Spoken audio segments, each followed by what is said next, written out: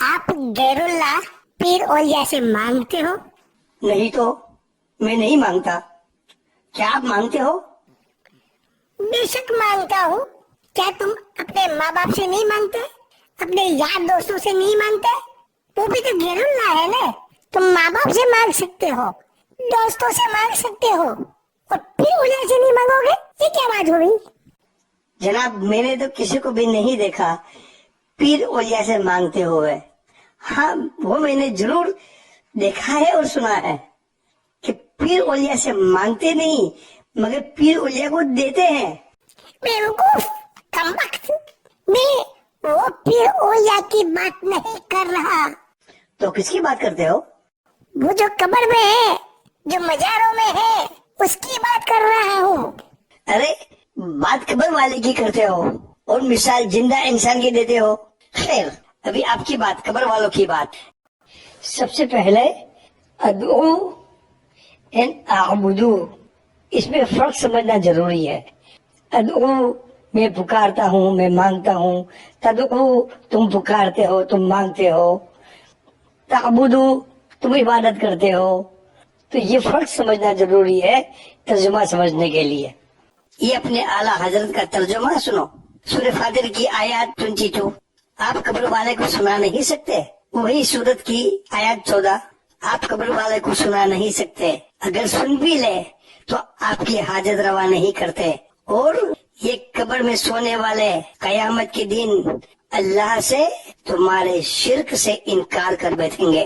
आपको याद रहे कि सिर्फ जिन और इंसान को अल्लाह ताला कयामत के दिन हिसाब किताब के लिए उठाएंगे। बाकी सब चीजें, बुत, पत्थर, परिंदे, जानवर, दरख्त, पहाड़, सब कुछ मिट्टी हो जाएगा। ये जो जवाब देंगे कयामत के दिन, वो कोई बुत ही होंगे, ये लोग इंसान ही हो गए। और ये देखो आयत नंबर 20 सूरह जिन की, अल्लाह ताला अपने प्यारे नबी करीम सल्लल्लाहु अलैहि वसल्लम को हुक्म देते हैं कि आप कह दो मैं सिर्फ अपने रब को पुकारता हूँ। तो हम कैसे तालीम दे सकते हैं अल्लाह के सिवा दूसरे को पुकारने की? सूरह अहकाफ की आयत नंबर 5 और 6 अल्लाह ताला फरमाते हैं कि जब तुम उसको कब्र वाले को पुकारते हो तो वो कयामत तक सुनते नहीं है, और कयामत के दिन वो कहेंगे हम इसकी दुआओं से गाफिल थे। और ये अल्लाह के नेक बंदे को पुकारना, वो अल्लाह के नेक बंदे को तौहीन लगती है। इसलिए आयत नंबर 6 में अल्लाह ताला फरमाते हैं कि यही अल्लाह के नेक बंदे कयामत के दिन तुम्हारे दुश्मन बन जाएंगे। आयत नंबर 166 and 167 कयामत के दिन पीर अपने मुरीदों से ताल्लुक तोड़ देंगे। फिर मुरीद कहेंगे, या अल्लाह, अगर हमको दोबारा दुनिया में जाना हुआ तो हम भी उनसे नाता तोड़ देते। मगर अल्लाह ताला फरमाते हैं अब जहन्नम में जाओ।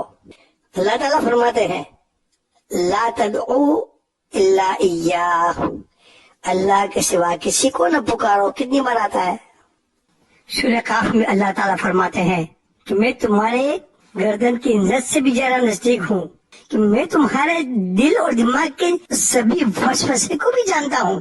तुम अल्लाह को पुकारो और वो जवाब देता है। अब सुनो ये आयत नंबर सूरह बकरा 107, सूरह बकरा 120, सूरह तौबा 116, सूरह अनकबूत 22, सूरह शूरा आयत 31। और कई बार अल्लाह ताला फरमाते हैं वमा लकुम मिन दुनिल्लाहि मिन वलिय्य वला नसीर, अल्लाह के सिवा तुम्हारा न कोई हिमायती या मददगार।